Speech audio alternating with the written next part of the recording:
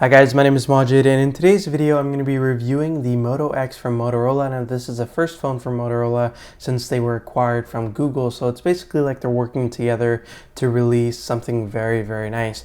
And I did want to review this for a while, but unfortunately I wasn't able to get my hands on it until now. Thanks to Rogers, they sent out a unit for us to review. So without further ado, here's my review on the Moto X. So taking a look at the phone, you'll notice that it is a pretty nice looking phone. It's got a minimalistic design on the front. There's really not much going on. What you have is a 4.7-inch HD screen with a resolution of 1280 by 720 and a pixels per inch of 312, which gives it really nice sharpness, and it's more than enough for this size of screen. It looks really good when you look at it in real life. On the front, what you also have is a 2 megapixel front facing camera, speaker for your voice calls, and then a microphone. The placement of this microphone is also really well done. It picks up your audio really quite clearly rather than when you have microphones at the bottom of the phone.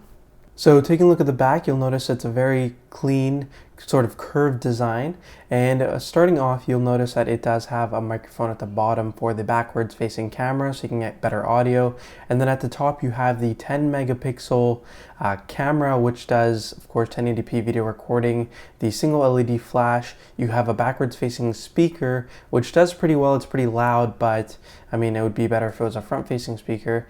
And then you have an indented Motorola logo, which is actually really nice to hold as a center point of the phone. Taking a look at the side, you have the power button and the volume rocker. On the top, you have a headphone jack, 3.5 millimeters. On the left side, you have a SIM tray where you can insert your nano SIM. On the bottom, you have a USB plug-in for your charger and connecting it to your computer. So overall, it's a very clean looking device, not much going on with in terms of buttons.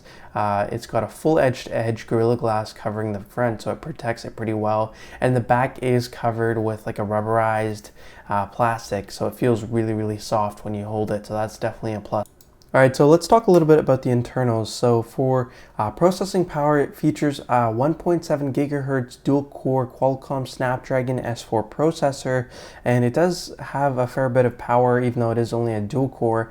Along with the dual-core, you have an Adreno 320 quad-core GPU to power the graphics, and since it is a 720p HD display, it does a very good job in terms of frame rate. So you have crazy frame rates that you can get in terms of applications and overall in the OS as well. So it's very fluid, it's very fast and sharp. Now you can see my demo in the TurboFly HD gaming application. It does a really good job in terms of how it looks, how fast you go through in terms of the frame rate, and the game overall just looks excellent.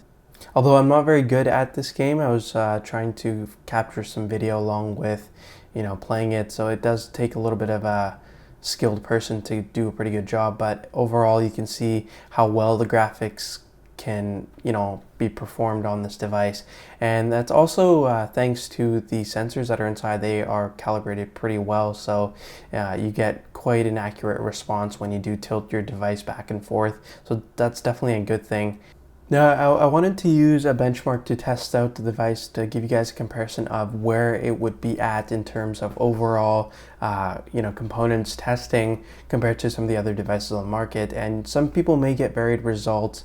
In this one, it goes through all the different aspects that are in the phone, including your RAM, CPU, GPU, and various other things. And it gives you an overall score rating compared to other phones. So you can see it comes right under the Samsung Galaxy S4, but some people have gotten it even above that. So I guess it depends on how many applications are open or how long the system memory has been used. So if you do give it a fresh restart, I'm sure it'll be a lot better, but my phone's been on for about a day and I've been using it, so it does a very good job nonetheless. And you can see how they classify these ratings and the performance benchmarks in the top 20. So if you guys want, you can check that out. Now, one of the other cool things about this phone is it has basically voice interaction, and you can use Google Now with hands-free capabilities, and it does a really good job. Okay, Google Now, how far is Vancouver from Toronto? The drive from Toronto to Vancouver is 4,369.9 kilometers. As you can see in my test here, it picks up your audio, transcodes it, sends it to the server, brings you an answer, and it's always very, very accurate. So it does a really good job. And the reason for this is it has a single core processor that's dedicated to voice translation, and it's just picking up your audio, and it does a very good job. So one of the most important things about a phone is its battery life, and the Moto X is no exception. Thanks to its 2200 milliamp hour battery, it will last you throughout the day without having to worry about recharging. It works great even when you have LTE on, even though it's a drainer, but it definitely has really good battery life. So overall, I found this phone really, really nice to use. It's got a perfect size screen, 4.7 inches, good resolution, fast frame rates. It's very responsive to touch. The capacitive touch screen that it has is very, very nice. It responds really well, and it is very accurate to your touch. So whenever you were going through a web page and has those tiny links, it does a really good job.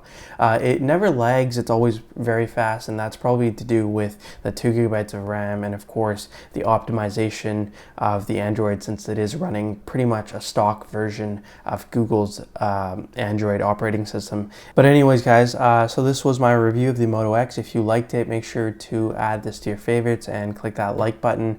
And now, of course, this is the Rogers version. We live in Canada, and they're the only carriers that have the Moto X. So I just want to thank them again for sending it out for us to review. So if you guys want to check out the link down below, it'll take it to their website. And yeah, so if you want to see more videos from us, make sure to subscribe to our channel. Thanks for watching, and we'll see you guys next time. Hi guys, my name is Majid, and in today's video I'm going to be comparing two phones for you guys, the Moto X from Motorola, and of course the iPhone 5C, which was just released recently